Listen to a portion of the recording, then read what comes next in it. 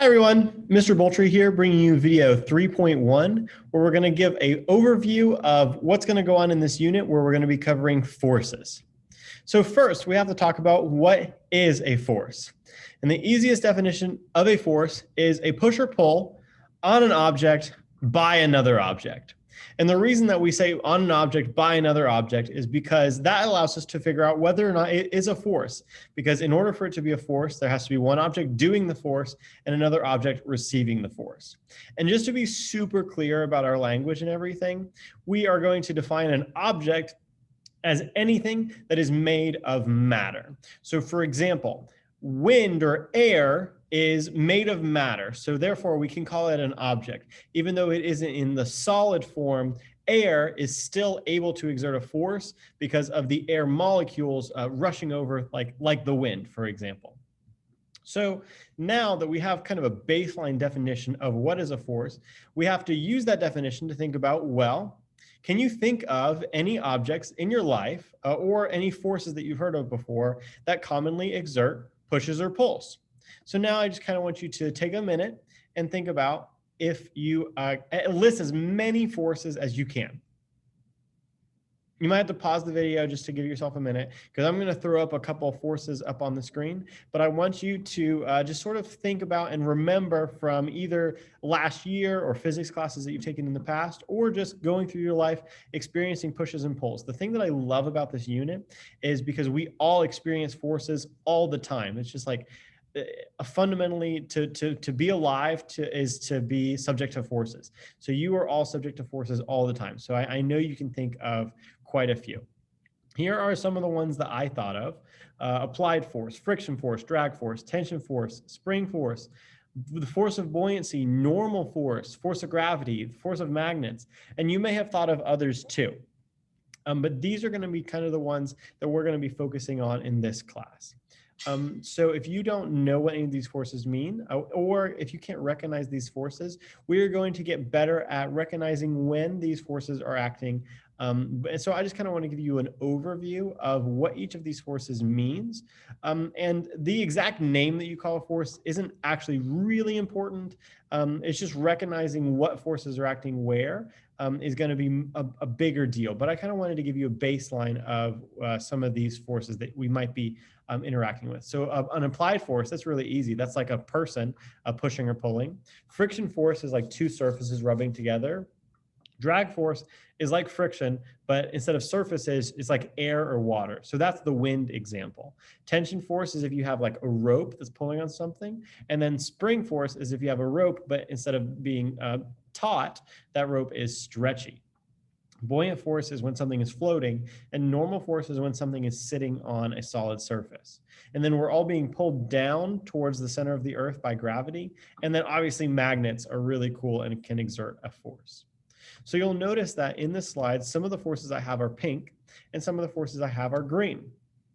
So I want you to think about, why might I have categorized these two groups of forces into two different groups?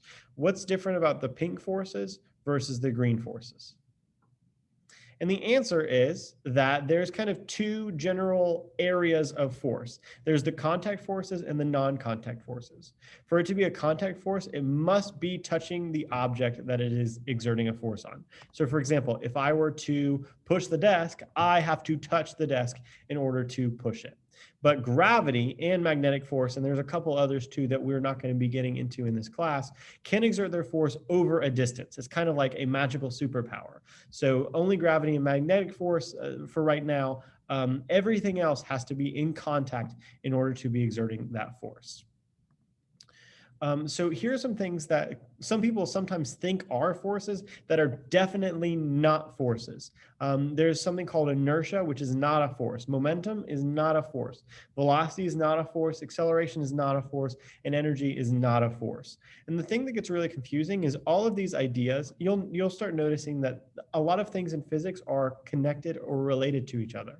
So a lot of these ideas are connected to forces and related to forces. Specifically in this unit, we're going to be looking at how force and velocity are related, because we've already investigated velocity. But because it's related to force does not mean that it is a force. We have to go back to our definition of a force, which is a push or pull by an object on another object. And none of these vocabulary words meet that criteria for our definition of force. So just if you ever say one of these is a force, you're automatically going to be wrong because they are not forces. Okay, so the last thing I'm going to cover in this video is something called a force diagram. So when we are investigating forces and trying to figure out what forces are acting on an object, we often like to draw a diagram of those forces. So I wanted to go through 5 simple rules for you to draw really good force diagrams. And force diagrams are so important because they help us understand the actual situation that's going on. So rule number 1 is we need to, if we're trying to draw the forces on the book, we need to be very clear that we are drawing the forces on the book and not like the book and the table together or just like a page of the book. We want to be very clear that we're drawing the forces on the book itself. So the easiest way to do that is to draw a dashed line around the book and say, look, I'm drawing all the forces on the book. And so that we don't have to like be really good artists and redraw the book over on the side, we're just going to represent it using a box, or sometimes we do it with a dot. And I like to write book at the center of the box so we can remember these are all the forces on the book. And that means that we don't have to like draw the book on the side, which is a waste of time, and not all of us have the same artistic ability.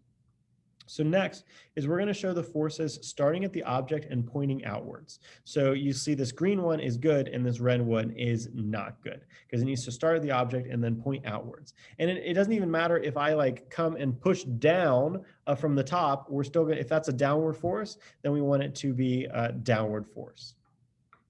And then we're going to omit any teeny tiny forces. Sometimes there are going to be forces that are really small and they don't even make a big deal. And that's the word for that is negligible. Negligible is a vocabulary word, which means so small we can ignore it. So it's so small we can ignore it. So you don't want to include those in your force diagram. So next is the length of the arrows matters. If you have a longer arrow, that shows a bigger force, and a smaller arrow shows a smaller force. And if 2 arrows, you want them to be equal, we're going to use the same tool that we use in geometry of a little equality sign to show that they are equal. And then the last step, rule number 5, is to make sure that you label all of your forces by their name, which we are going to have to go back to and learn the force names really well, and then adding by on notation. So trying to figure out what is doing the force, that's the by, and then what is receiving the force, that's the on. So for example, force gravity, it's by the earth on the book. So all your ons should be on the book, since this is the force diagram for all the forces on the book. So by the table, on the book. By the earth, on the book. So they should all be on the book if we're drawing the force diagram for the book. So that was kind of a lot. It was kind of an information dump. But I wanted to give you all the rules so then in our next class, we can talk about force and practice force diagrams and practice recognizing which forces are acting in which situations. So if you have any questions, please make sure to write them down and then upload your notes and I'll look for questions, or you could just ask them in our next class.